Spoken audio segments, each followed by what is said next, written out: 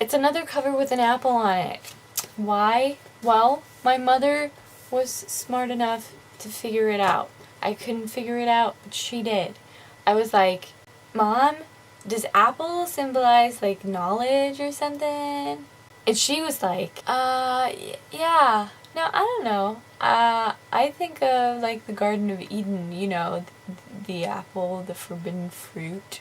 And then I was like, oh my god, Mom, of course it's the forbidden fruit. Forbidden fruit, forbidden love. You're a genius. Apple on cover usually means good book.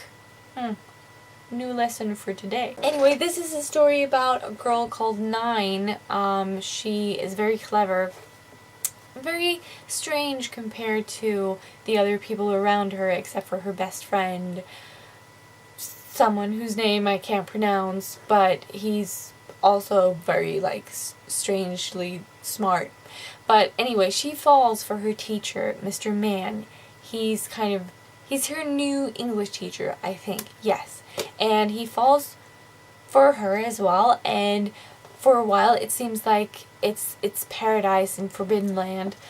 But then, all of a sudden, after they've been together for quite a while, he just cuts her off completely without telling her why.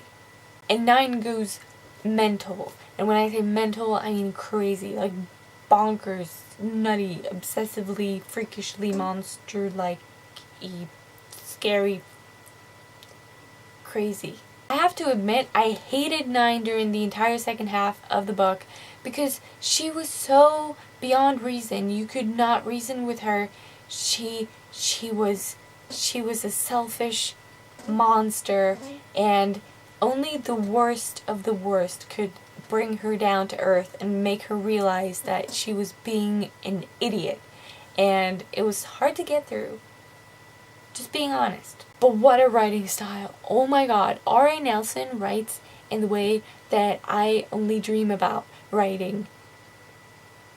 Was that? I don't know. But anyway, it's, how can I explain this? It's like, you know, brevity is the soul of wit, but I love short text packed full of meaning so that you actually feel like you're reading something meaningful. You're reading something that is witty and quirky and makes you laugh and makes you think. And I love being outwitted, and I love being amused. This main character isn't just said to be smart, she's actually smart, and it shows through the way she talks to other people, the way she thinks, the way her mind works. Instead of just saying, oh, she's smart, she reads like old books all the time, she's actually really intelligent, and it shows in the way that R.A. Nelson wrote her character. And I thoroughly enjoyed reading the dialogue. I mean, I am such a huge fan of dialogue. I could probably read an entire book filled with just dialogue if the dialogue was good. And this dialogue was pretty freaking good. My favorite character, though, would probably have to be Mr. Mann, and not just because, you know, he's the hot guy character, not just that, but he's so quirky and interesting and funny, and I just fell in love with his character in the first couple of pages that he was in. That's how immediately charming he was. And so he was my favorite character. I felt sorry for him throughout the entire story, because it was like the story was telling us that it was his fault and he deserved all of this crap that happened to him.